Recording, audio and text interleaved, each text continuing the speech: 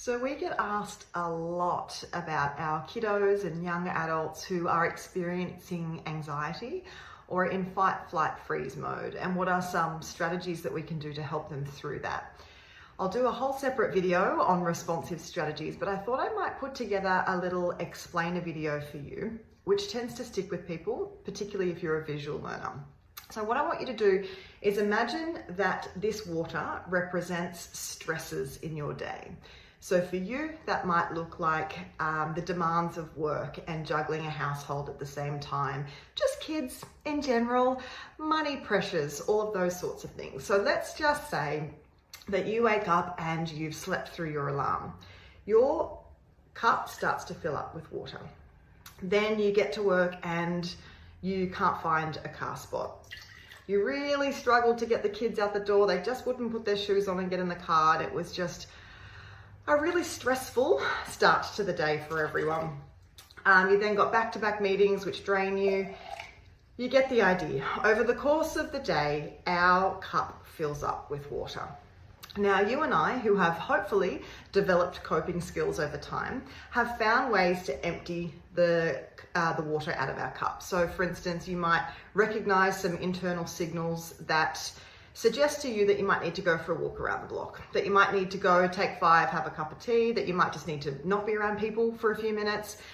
And that has the intention of lowering the water out of our cup so that it doesn't overflow. That's really important for you to know, because if you are providing support to your child or your participant and your cup is already about to overflow, you're already sitting up around here, it's not going to be a great day for anybody. It's only going to take something that seems quite trivial to be the thing that tips your cup over. And that could look like you snapping and yelling or responding in a way that doesn't align with where you want to be. So that's you. Let's now talk about how this represents our neurodivergent participants or children. So we know research suggests that about 84% of participants who are on the autism spectrum have anxiety. So they wake up with their cup around about here. So they only have a very small threshold before the water overflows in their cup.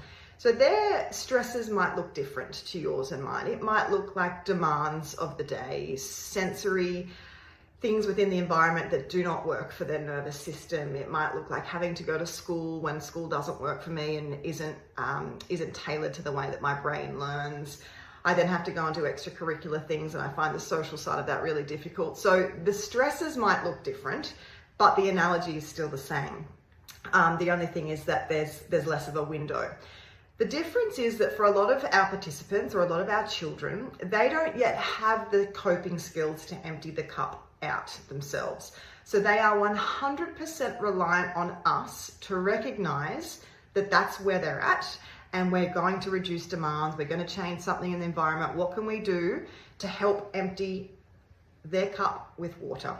Because if somebody's sitting up here, they have zero capacity to learn. They have zero capacity to follow instructions. So there's absolutely no point in trying to encourage, trying to work through it, trying to reason with them when they're here, because they actually can't even listen to a word that you're saying. They can't process it.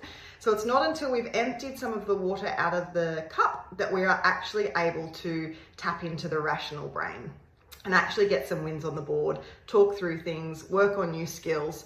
So if your child or participant is up here, don't bother. So it's a really, really good analogy because it helps us think about ourselves and where we're at in terms of our cup, but also helps us look at our participants or our children a lot differently, tune in to where they're at and understand that they don't have the skills to empty the empty the cup with water. It's us that has to do that. I hope that's helpful, and I'll see you on the next video.